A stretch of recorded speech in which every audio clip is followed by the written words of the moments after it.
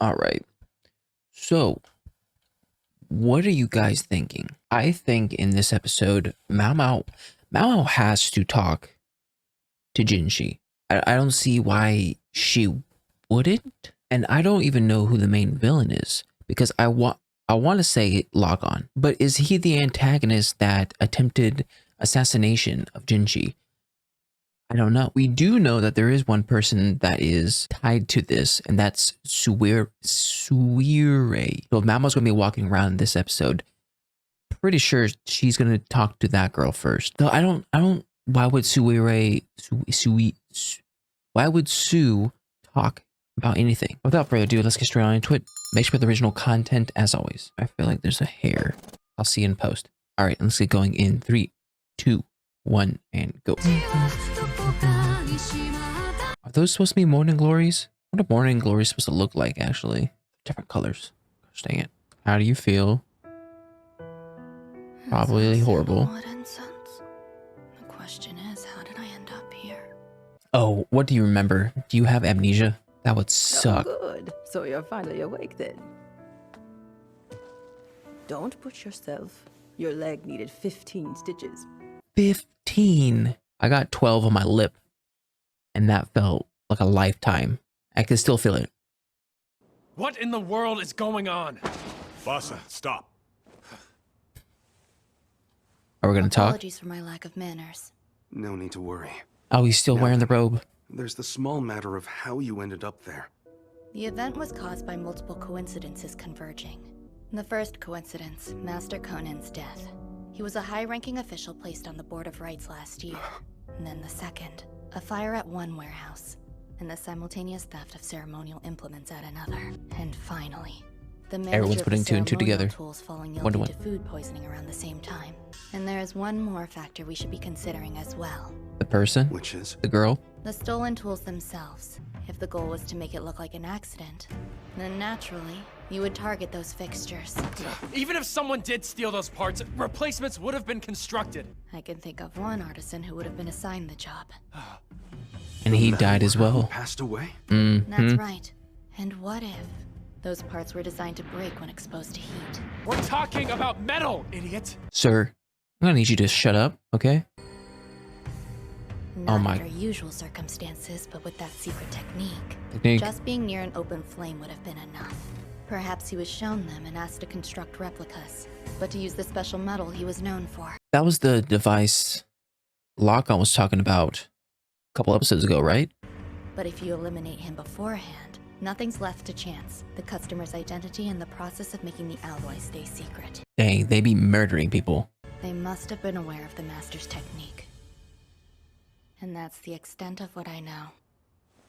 I understand. Quite a lot. Who is this man, really? Are you actually going to inquire into this? Knowing would only land me in more trouble. Gosh dang it. Stop trying to be naive. This is It's not got you. nothing to do with me. Your bandages say differently. Xiao Mao, Yes? there's someone to see you.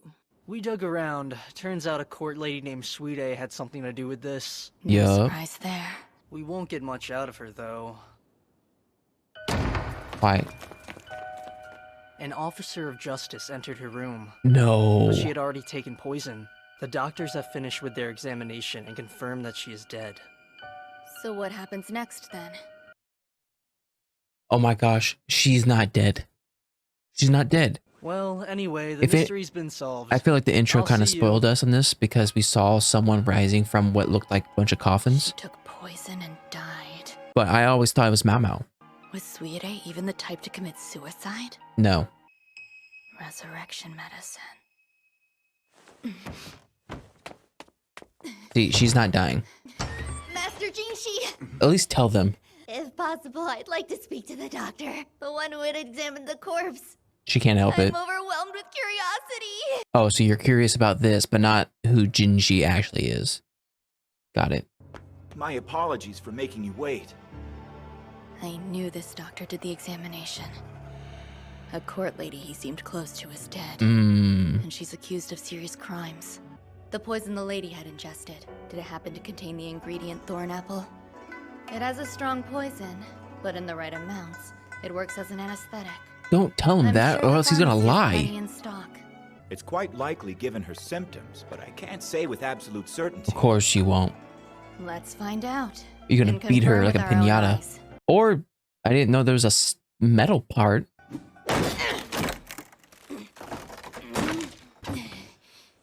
Take a look. She awake? Sweetie, that isn't her! Oh, damn, she already left? And you are certain that it was Sweet Ace? There's no way I could have mistaken her for somebody else. Because you're such a nice guy. I'm willing to bet you never once thought to cut her open and find out what poison she used. Sweet A read you like an open book, huh? You shut your mouth! She doesn't need another beating, please. Why switch bodies in the first place? Even if the coffin was So she supposed to can be leave. burned, it would be suspicious if it was empty. She's going all out for this. There is a certain drug that can make a person appear lifeless. Are you aware of it? There have been rumors, but it's nothing more than fantasy. And what have you heard? Only that the drug is said to exist in a faraway land. Europe? By the time her rescuers had reached the morgue and removed the lid, she'd come back to life. They set up a different coffin with another corpse to replace it, then disguised her as a vendor and walked out. Dang. This is an operation. If we waited another day, this body would have been burnt and her victory would have been complete. Not happening on my watch. If she's still alive, I'd love to meet her. Of course you would. The real crime is for someone that crafty to die so soon. Please, no, you don't need to laugh. Yeah, Pardon, can we get my leg stitched up again? I believe the wound reopened. Why didn't you mention that earlier? because things were more important. Lady Lolan.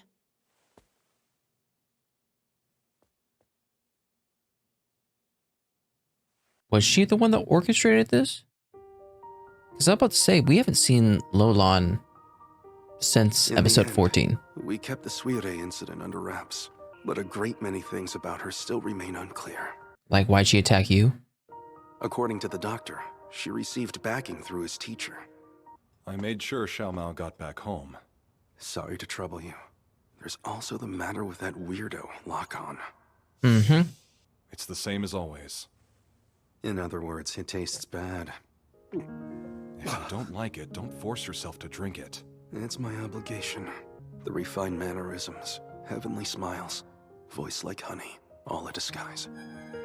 When the current emperor inherited the rear palace, Jinshi, this 24-year-old man, became a eunuch.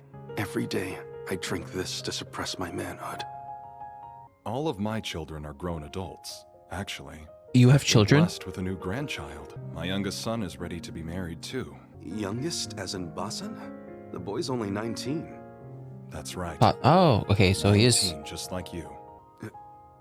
You're Jinshi the 19? eunuch is 24 years old. You want me to find a wife and end this work, don't you? I would like to have some time with my grandchild. Yeah, I'll that's do it. my best. How are you, Master Jinshi? Is that Much Lolan? better after seeing this new outfit of yours. Before we Well, the start, Emperor sees there's concubine one Lolan often. Lolan. Doesn't find her very sharing appealing. insight. She is quite fashionable, altering her hairstyle and makeup often, to the point where he can't tell who she is every time he visits, and is Okay. left confused. The concubine's father happens to be an important high-ranking official and the previous Empress Dowager's favorite. The current Emperor despises his predecessor's taste for younger girls, and has no intention of laying a finger on her. The Empress Dowager who gave birth to the current Emperor when she was just a girl, also gave birth to another child. Concubine Adwo was with child at around the same time and received no attention. Yup. As a result, she lost her womb. But what if that child had survived? Wonder what happened. Nothing but a silly dream. Wait, do you... What? You're here. Sorry Man, it's for my confusing me. state. Pardon me for saying so, but you seem exhausted. The truth is, The Emperor's been busy? It seems concubine Gyokyo's lunar cycle has stopped. In other words, she might be pregnant. Oh. That cycle. Are you able to start today? Yes. I'm counting on you. Men aren't allowed entrance into the rear palace. meaning there's no chance I'd run into that man whose name I can't even say. I wonder if Master Jinshi is looking out for me. It's unfortunate. Just when I finally found a girl worth my rigorous training, she's leaving us. What a shame.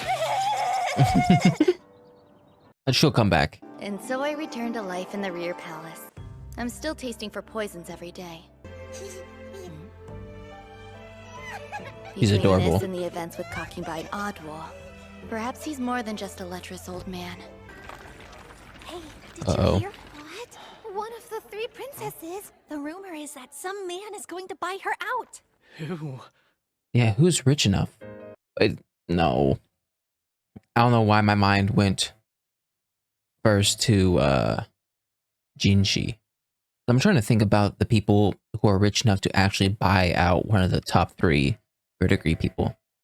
Not many people can. The only people that I can think about would be Jinshi, maybe Lock-On, because he does seem like he's a high-ranking official. I can't really think of anybody else though, at least at this time. So a lot of things happen in this episode. So starting with Suire, she took risks, but I'm still hesitant to say that she is the sole mastermind of this plan. The only reason why I say that is because, one, we don't really have a motive yet as to why she would take out Jinshi. And another, when she escapes, she is held by a handful of people. And that tells me that this operation is a lot bigger than just one person trying to do all this herself. Going back to the motive, I feel like the only way she would have some sort of motive to taking out Jinshi is if she knew something that had to do with Jinshi's birth. And the only reason why I'm saying that is because they spent a couple minutes in this episode reintroducing the whole Jinshi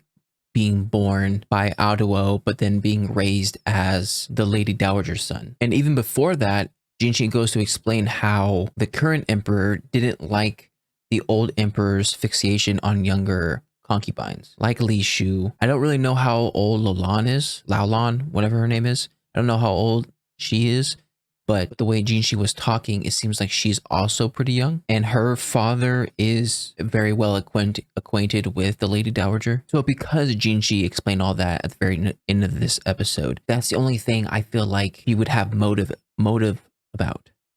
But we don't know. And I don't think we're ever going to know because she's gone. I don't know how I feel about Lolan. I feel like she has a sort of soft spot for Jinshi because we saw that in the one episode she's in. Like, I don't know. There was a scene prior to this of someone coming to her whispering in her ear. That seems kind of sketchy. And in this moment, Jinshi is explaining how she changes her appearance very often in order to confuse the emperor, or at least make him uncomfortable, which adds another reason as to why he doesn't touch her, which she's obviously doing it for that reason. My question is, who appointed her as one of the leading ladies? Is it just because she's the daughter of a high-ranking official? But like, who chooses that? Because it doesn't seem like the emperor chose her, and it doesn't seem like the emperor chose Lady Li Shu. Maybe it's the Lady Dowager. Maybe she has some sort of pull with this. And how is Lady Gyoko becoming pregnant again? How is that going to change some things?